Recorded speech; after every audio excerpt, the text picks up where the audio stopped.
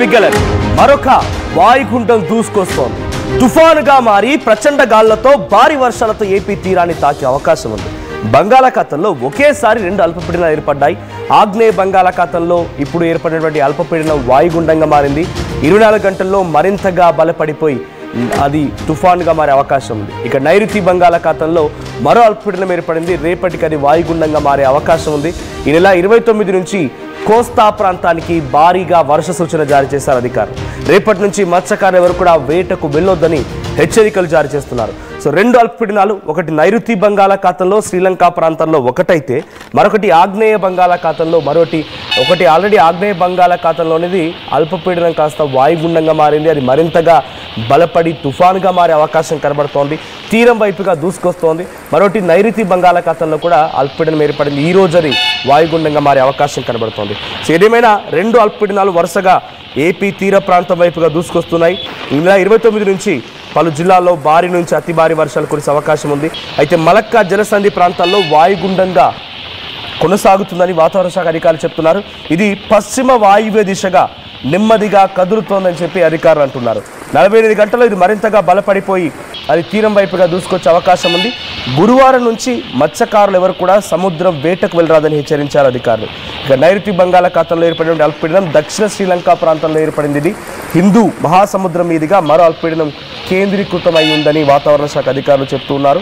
24 గంటల్లో ఇది కూడా వాయువు దిశగా కదులుతూ తీవ్రమైనటువంటి అల్పపీడనంగా ఆ తర్వాత వాయుగుండంగా మారే అవకాశం కనబడుతోంది. సో ప్రస్తుతానికి ఏపీకి సంబంధించిన విపత్తు నిర్వహణ సంస్థ ఆ వాతావరణ అప్డేట్స్ని అంటే బులెటిన్స్ని విడుదల చేస్తోంది. దీని ప్రకారంగా వాయుగుండం ప్రభావంతో శనివారం నుంచి మంగళవారం వరకు అంటే సుమారుగా 29 నుంచి డిసెంబర్ 2 వరకు కోస్తాంధ్ర రాయలసీమలో అక్కడక్కడ మోస్తారు నుంచి భారీ వర్షాలు కురిసే అవకాశం ఉంది. ఇక రైతులంతా అప్రమత్తంగా ఉండాలని వాతావరణ శాఖ అధికారులు చెప్తున్నారు. వాయుగుండాలు తుఫాను ప్రభావంతో మరికొన్ని చోట్ల మోస్తారు నుంచి అక్కడక్కడ భారీ వర్షాలు కురిసే అవకాశం ఉందని వాతావరణ శాఖ అధికారులు చెప్తున్నారు. సో రెండు అల్పపీడనాలు, ఒకటి ఆగ్నేయ బంగాళాఖాతంలో ఏర్పడిన అల్పపీడనం ఇప్పటికీ వాయుగుండంగా బలపడింది. అది మరింతగా బలం చేకూర్చుకొని తుఫానుగా మారి తీరం వైపుగా దూసుకొచ్చే అవకాశం ఉంది. రేపటి నుంచి ఎవరు కూడా మత్స్యకారులు వేటకు వెళ్ళొద్దని చెప్పి అధికారులు చెప్తున్నారు. సో ఆ తర్వాత నైరుతి బంగాళాఖాతంలో హిందూ మహాసముద్రంలో ఏర్పడినటువంటి అది దక్షిణానికి అంటే శ్రీలంక సౌత్ వైపుగా ఏర్పడినటువంటి ఇంకొక అల్పపీడనం అది కూడా ఈరోజు వాయుగుండంగా మారే అవకాశం ఉంది. అది కూడా వాయువు దిశగా కదులుతోంది. సో ఈ నేపథ్యంలో రెండింటి ప్రభావంతో ఈ నెల 29 నుంచి సుమారుగా అటు ఇటుగా డిసెంబర్ 2-3 తారీఖు వరకు కూడా భయంకరమైనటువంటి వర్షాలు కురిసే అవకాశం. ఇక్కడ మీకు ఆ గ్రాఫికల్ రిప్రజెంటేషన్ చూపిస్తాను. యాజ్ పర్ ఐఎండీ అధికారులు చెప్తున్న వివరాల ప్రకారంగా ఇక్కడ మీరు గమనించండి. ఇక్కడ ఈ గ్రీన్ కలర్ డాట్ నుంచి ఇదొకటేమో సుమారుగా శ్రీలంకకి సమీపంగా శ్రీలంకకి ఆగ్నేయంలో ఉన్నటువంటి అల్పపీడనం అనేది ఇది ఇటువైపు కనిపిస్తోంది. ఇంకొకటి ఇక్కడ మూవ్ అవుతున్నటువంటి ఇదొకటేమో ఇది ఆగ్నేయ బంగాళాఖాతంలో ఏర్పడింది. సో రెండు హిందూ మహాసముద్రంలో ఏర్పడింది ఒకటి, తర్వాత ఆగ్నేయ బంగాళాఖాతంలో ఏర్పడింది ఒకటి. రెండు కూడా ఇప్పుడు ఏపీ తీరం వైపుగా దూసుకొస్తున్నాయి. దీని ప్రభావం ఇక్కడ చూడండి బ్లూ కలర్ అంతా కూడా మీకు కనిపిస్తుంది వర్షానికి సంబంధించి ప్రభావం. సో ఇది మూవ్ అవుతున్న కొద్దీ ఇది టువర్డ్స్ అప్పర్ వర్డ్స్లో మూవ్ అవుతుంది. సో వాయువ్య దిశ కదులుతోందని అంటే ఏపీ దగ్గర తీరం దాటే అవకాశం ఉంది. అంతా ఏపీ కోస్టల్ రీజియన్. సో దక్షిణ కోస్తాంధ్ర అండ్ రాయలసీమ ప్రాంతాల్లో కొంత దీని ప్రభావం ఎక్కువగా ఉండబోతోంది. సో ఒక్కసారి ఇక్కడ మనం విజువల్ ఇక్కడ డౌట్ చూడండి, ఇది ఎగ్జాక్ట్గా ఏపీ. సో ఇది ఆగ్నేయ బంగాళాఖాతంలో ఏర్పడినటువంటి అల్పపీడనం వాయుగుండంగా మారి అది టువర్డ్స్ ఏపీ వైపుగా దూసుకొస్తుంది, తుఫానుగా మారే అవకాశం ఉంది. ఇది ఎప్పుడైతే తీరం దాటుతుందో తీరం దాటే సమయానికల్లా కొంత చెట్లు ఎక్కువగా ఉంటాయి.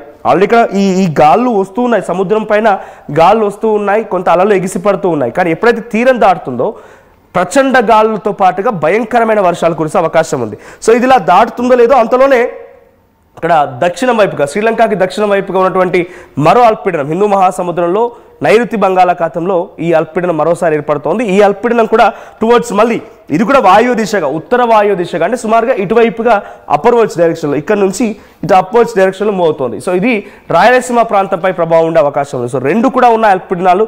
రైతాంగం చాలా జాగ్రత్తగా ఉండండి. మీ పంట చేతికొచ్చిన తర్వాత ఇటువంటి రాకసి వర్షాలు మీ పంటని మొత్తం నాశనం చేయొచ్చు. సో కొంత వేగంగా హార్వెస్ట్ చేసే ప్రయత్నం చేయండి. సో అదేవిధంగా ఆ ప్రాంతాలు మొత్తం కూడా ఉద్యాన పంటలు ఎక్కువగా ఉంటూ ఉంటాయి. అవి కూడా చేతికొచ్చే సమయానికల్లా ఇప్పుడు నేల రాలిపోయే అవకాశం కూడా ఉంది. సో రైతులకు కొంత తీవ్ర ప్రభావం చూపించే అవకాశం ఉంది. అటువంటి మత్స్యకారులను కూడా రేపటి నుంచి ఎవరు కూడా మీరు వేటకు వెళ్ళొద్దని అధికారులు హెచ్చరికలు జారీ చేశారు. మా ప్రతినిధి శ్రీకాకుళం నుంచి నాయుడు సిద్ధంగా ఉన్నారు మరిన్ని అప్డేట్స్తో. నాయుడు, 2 అల్పపీడనాలు 2 కూడా ఏపీ వైపుగా దూసుకొస్తున్నాయి. రాయలసీమ అండ్ కోస్తాంధ్ర ఈ ప్రాంతాల్లో కొంత హైలైట్ కూడా జారీ చేశారు అధికారులు ఇప్పటికే. సో ఎటువంటి సిచ్యువేషన్ ఉండబోతోంది, అధికారులు ఏం చెప్తున్నారు? మనం చూస్తే కనుక ఆగ్నేయ బంగాళాఖాతంలో ఒక అల్పపీడనం, మరోవైపు నైరుతి బంగాళాఖాతంలో ఒక వాయువు, ఈ రెండు కలిపి ఆంధ్ర వైపు మాత్రం ఒక పెనుముప్పు దూసుకొస్తుందనే పరిణామాలు మాత్రం ఇప్పటికే వాతావరణ కేంద్ర అధికారులు హెచ్చరికలు జారీ చేశారు. దీంతో ఆంధ్రప్రదేశ్ ప్రభుత్వం కూడా అప్రమత్తమైంది. ఇటు రాయలసీమతో పాటు చూస్తే కనుక చిత్తూరు పరిసర ప్రాంతాల్లో కూడాను ఎదురుమేసిన వర్షాలు చూసే అవకాశం 6 జిల్లాల్లో ఆరెంజ్ జోన్ల ధరలను ప్రకటించడం జరిగింది.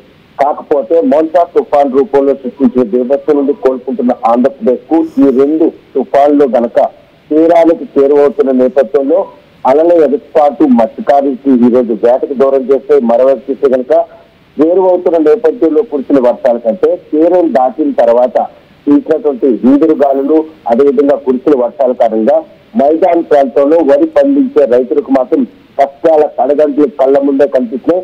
చేతికి పంట వచ్చింది, సంక్రాంతి బాగా జరుపుకుంటామని ఆనందంలో ఉన్న రైతులకు మాత్రం ఈ 2 తుఫాన్లు ఎటువంటి నష్టాన్ని సృష్టిస్తాయన్న భయం వారు నెలకొంది. పంటను పరిరక్షించుకునేందుకు కుటుంబాలన్నీ కూడా పంట పొలాల్లోనే వాటిని పరిరక్షించుకునేందుకు మాత్రం నానా వ్యయప్రయాసాలు పడుతున్నారు. యంత్రాలు అందుబాటులో లేక, కూలీలు దొరక్క ఈ రోజు వరి పంటను పరిరక్షించుకుని వారు పడుతున్నటువంటి వేతలు మాత్రం వర్ణనాతీతం.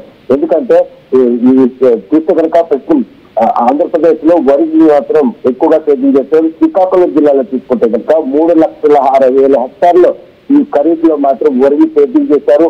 పంట బాగా పండింది, చేతికొస్తుంది అన్నటువంటి ఆశ్చర్య రైతులకు ఈ తుఫాను ఎటువంటి నష్టాన్ని తెచ్చిపెడుతుందన్న ఆందోళన మాత్రం ఆయన వెంటాడుతుంది. వాతావరణ కేంద్ర సూచన మేరకు మాత్రం 24 గంటల్లో ఇది తుఫానుగా మారుతుంది.